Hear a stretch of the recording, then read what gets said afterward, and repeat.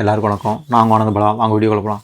So நம்ம இன்றைக்கி வந்து பார்க்க போகிறது பார்த்திங்கன்னா, இப்போ தமிழ்நாடோட அரசியல் களம்ங்கிறது வந்து ஸோ அந்த தேதி அறிவிக்கிறதுக்கு முன்னாடி மற்ற எல்லா கட்சிகளும் வந்து அவங்களோட கூட்டணியை வந்து உறுதிப்படுத்துறதுல மிக முக்கியமாக போயிட்டுருக்காங்க. ஆல்ரெடி வந்து திமுக வந்து அவங்களோட கூட்டணியை வந்து செட் பண்ணிட்டான்னு சொல்லலாம்.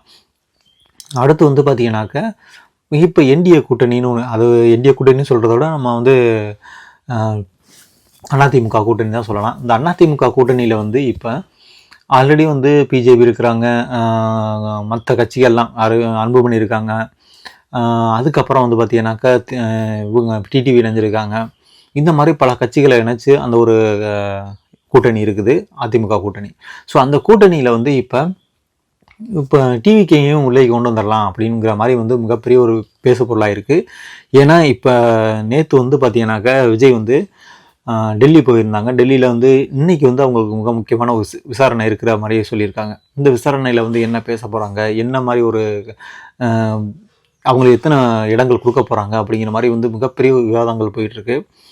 ஸோ ஆல்ரெடி வந்து இப்போ அவங்க பேசுனதில் யார் இதில் வந்து பாதி மாவட்ட செயலாளர்கள் வந்து ஓகேன்னு சொல்லிட்டாங்களாம். இதில் வந்து ஒரு சில மாவட்ட செயலாளர்கள் வந்து இல்லை நம்ம தனிச்சையாக போட்டிடுவோம் அப்படிங்கிற மாதிரி வந்து சொல்லிட்டு இருக்காங்களாம். ஆனால் இப்போ அவங்க சைடு என்னென்ன ஆஃபர் கொடுத்துருக்காங்க அப்படின்னு பார்த்தீங்கன்னாக்கா, யார் அதிமுக சைடு என்னென்ன ஆஃபர் கொடுத்துருக்காங்கனாக்கா, உங்களுக்கு வந்து ஒரு துணை முதலமைச்சர் பதவி கொடுக்குறோம், அடுத்து வந்து பார்த்திங்கன்னா உங்களுக்கு ஒரு சில அமைச்சர்கள் பதவிகள் கொடுக்குறோம் அப்படிங்கிற மாதிரி சொல்லியிருக்காங்கன்னா, அடுத்து வந்து பார்த்திங்கனாக்கா அவங்களுக்கு ஒரு 42 இடம் 45 இடங்கள் அவங்களுக்கு வந்து சீட்டு கொடுக்குறோம் அப்படிங்கிற மாதிரி வந்து இப்போ அந்த அதிமுக கூட்டணிக்கு போனாக்க இவங்களுக்கு வந்து கிடைக்கும் அப்படிங்கிற நியூஸில் ஒரு சில நியூஸ்கள்லாம் சொல்கிறாங்க. அந்த டிவிக்கே சார்ந்தவங்கலாம் சொல்கிறாங்க, இல்லை இது வந்து பொய், இது வந்து சும்மா வந்து பொய்யா வந்து ரூமரை கிளப்பி விடுறாங்க அப்படிங்கிற மாதிரி சொல்லிட்டு இருக்காங்க. ஆனால் இதில் வந்து இவங்க வந்து ஏன்னா புதுசாக இப்போ தான் ஒரு கட்சி ஆரம்பிச்சிருக்காங்க. இந்த கட்சி வந்து இன்னும் வந்து க்ரோவிங் ஆகலை. இன்னும் வந்து ஒரு எந்த விதமான ஒரு எலெக்ஷனையும் வந்து அவங்கள வந்து உள்ளேக்கு இறங்கலை. ஆனால் அப்படி இருக்கும்போதே அவங்களுக்கு வந்து 40 இடங்கள் 50 இடங்களுங்கிறது வந்து கண்டிப்பாக வந்து ஒரு ஒர்த்தபுளான ஒரு இடம் தான். ஆனால் இவங்க தனியாக போய் நிற்கிறாங்கிறது வந்து கண்டிப்பாக வின் பண்ணுவாங்களா அப்படிங்கிறது வந்து அது கொஸ்டின் மார்க் தான். பட் இருந்தாலும் இவங்களுக்கு 42 இடம் 50 இடம் கிடைக்கும்போது கண்டிப்பாக அதில் ஒரு சாலிடாக வந்து ஒரு 40 இடம் ஒரு 50 இடம் கொடுக்குறதில்ல ஒரு 40 இடத்துலையாவது இவங்க வந்து வின் பண்ணுறதுக்கான வாய்ப்புகள் வந்து அதிகமாக இருக்குது. ஸோ அப்படி வின் பண்ணிட்டாங்கனாக்க இவங்க வந்து ஒரு தனிமாக கொடுத்தாலும் கொடுக்காட்டியும் அந்த இடத்துக்குள்ள அவங்களுக்குன்னு ஒரு ஒரு ஏன்னா ஃபஸ்ட்டு வந்தோடனே இப்போ அவங்களுக்குன்னு ஒரு நல்ல ஒரு டீம் கிடைக்குது பாருங்கள். ஒரு நல்ல ஒரு 30-40 பேர் வந்து இப்போ சட்டசபைக்கு போனாங்கன்னா அவங்களுக்கு உண்டான ஒரு பலங்கள் வந்து கண்டிப்பாக அதிகமாக இருக்குது டிவிகேக்கு. ஸோ ஆனால் வந்து இது வந்து பார்த்திங்கன்னா இப்போ அந்த டிவிக்கு வந்து இவங்களோட இணைஞ்சிட்டாங்கன்னா இப்போ டிஎம்கேக்கு தான் மிகப்பெரிய ஒரு தலைவலின்னு சொல்லலாம். ஏன்னா அவங்களுக்கு வந்து இப்போ வந்து அவங்க இப்போ ஸ்ட்ராங்காக இருக்கிறதுல வந்து டிஎம்கே தான் ஸ்ட்ராங்காக இருக்காங்க. கண்டிப்பாக அவங்க வின் பண்ணுறதுக்கான வாய்ப்புகள் அதிகமாக இருக்குது. ஆனால் டிவிகே வந்து இவங்களை ஜாயின் பண்ணாங்கன்னா கண்டிப்பாக 2 பேருக்குமே ஒரு நல்ல ஒரு கண்டஸ்டன்ட் தான் இருக்கும். ஏன்னா நல்ல ஒரு போட்டி இருக்குன்னு தான் நினைக்கிறேன். ஏன்னா யார் வின் பண்ணுறாங்கன்னு சொல்ல முடியாது. ஸோ அந்தளவுக்கு ஒரு பாசிபிலிட்டி இருக்குது.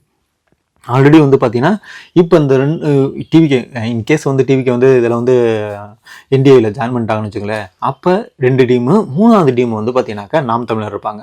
நாம் தமிழர் வந்து அப்போலேருந்து இப்போ வரையும் சரி அவங்களோட அந்த ஸ்ட்ராட்டஜியை வந்து மாற்றாம தான் இருந்துகிட்ருக்காங்க. நாங்கள் எப்போதுமே வந்து எந்த கட்சியோடவும் வந்து போக மாட்டோம், ஸோ வர்றவங்கள ஏற்றுக்குருவோம், ஆனால் நாங்கள் வந்து ஒரு கட்சிக்கு போயிட்டு நாங்கள் வந்து ஜாயின் பண்ண மாட்டோம், அவங்களோட வந்து அலைன்ஸ் வைக்க மாட்டோம் அப்படிங்கிற மாதிரி இப்போ வந்து சொல்லிட்டு இருக்காங்க.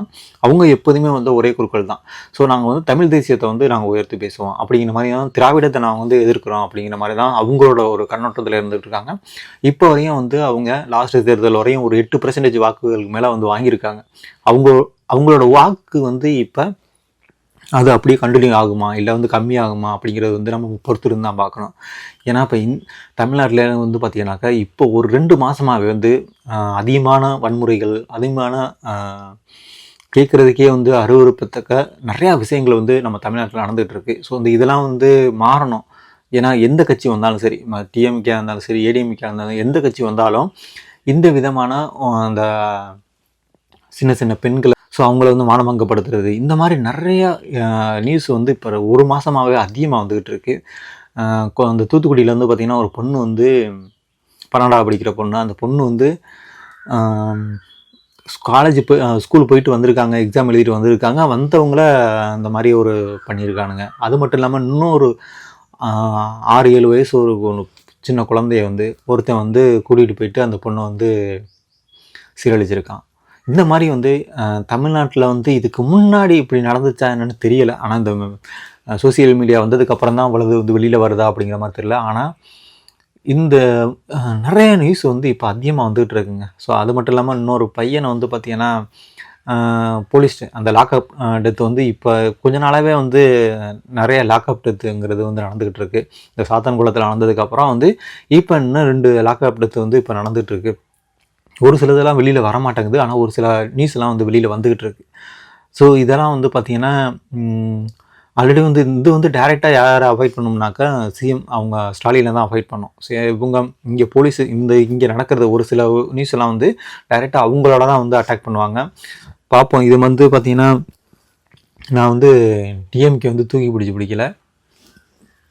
இது வந்து பார்த்திங்கன்னா இப்போ இதுதான் வந்து தமிழ்நாட்டில் வந்து இந்த விதமான, ஏன்னா கொஞ்ச நாளைக்கு முன்னாடி வந்து தமிழ்நாடுங்கிறது மிகப்பெரிய ஒரு யார் வந்தாலும் வந்து வந்தாரே வாழ வைக்கும் இடம் தான் வந்து ஒரு தமிழ்நாடு அப்படின்னு சொல்லுவாங்க. ஆனால் அந்த இடத்துலையே வந்து பார்த்திங்கன்னா இன்றைக்கி கொலை கொள்ளை நிறையா அந்த குழந்தைங்களை வந்து வன்முறை பண்ணுறது, இந்த மாதிரி நிறைய நியூஸ் வந்து வந்துக்கிட்டே இருக்குது.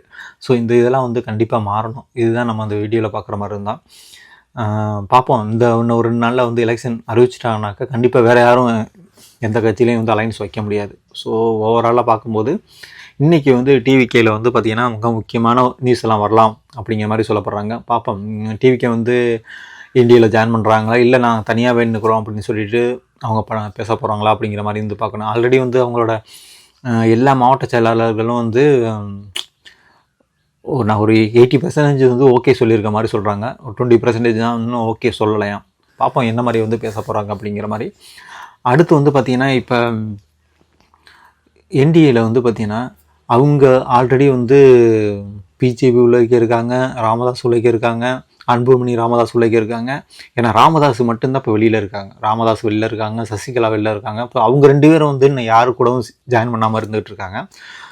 இன்கேஸ் இவங்க வந்து டிவிக்கு வந்து இல்லை நான் வந்து இந்தியாவில் ஜாயின் பண்ணலை, அலைன்ஸ் வைக்கலன்னு சொல்லிட்டு அவங்க தனியாக இருந்தாங்கன்னா இந்த 2 பேரும் வந்து கண்டிப்பாக அவங்களோட ஜாயின் பண்ணுறதுக்கான வாய்ப்புகள் வந்து அதிகமாக இருக்குது. இந்த ராமதாஸுங்கிறவங்களும் அடுத்து வந்து பார்த்திங்கனாக்கா சசிகலா, இவங்க 2 பேர் தான் இன்னும் வந்து யாரு கூடவும் அலைன்ஸ் வைக்காமல் இருக்காங்க. யார் சசிகலாங்கிறவங்க ஆல்ரெடி ஒரு கட்சியை ஆரம்பிச்சிட்டாங்க. அவங்க ஒரு கட்சியை ஆரம்பித்து அந்த கட்சி எந்த விதமான ஒரு அணியோடவும் வந்து ஜாயின் பண்ணாமல் இருக்காங்க. பார்ப்போம். மேபி வந்து அவங்க டிவிகேயோட அலைன்ஸ் வைக்கிறதுக்கான வாய்ப்புகள் வந்து அதிகமாக இருக்கலாம், இல்லை வந்து தனித்து நிற்கிறதுக்கான வாய்ப்புகள் கூட இருக்கலாம். ஏன்னா தனித்து நிற்கிறதுக்கான வாய்ப்புகள் வந்து ரொம்ப கம்மின்னு தான் நான் நினைக்கிறேன். ஏன்னா புதுசாக ஒரு கட்சி, அந்த கட்சி வந்து இன்னொரு இதோட கூட்டணி வச்சா தான் அவங்களுக்கு உண்டான ஒரு சில வாக்குகள் வந்து வரக்கூடியதாக இருக்கும். பார்ப்போம் என்ன மாதிரி நடக்க போகுது அப்படிங்கிற மாதிரி. வாங்க அடுத்த வாங்க போகலாம்.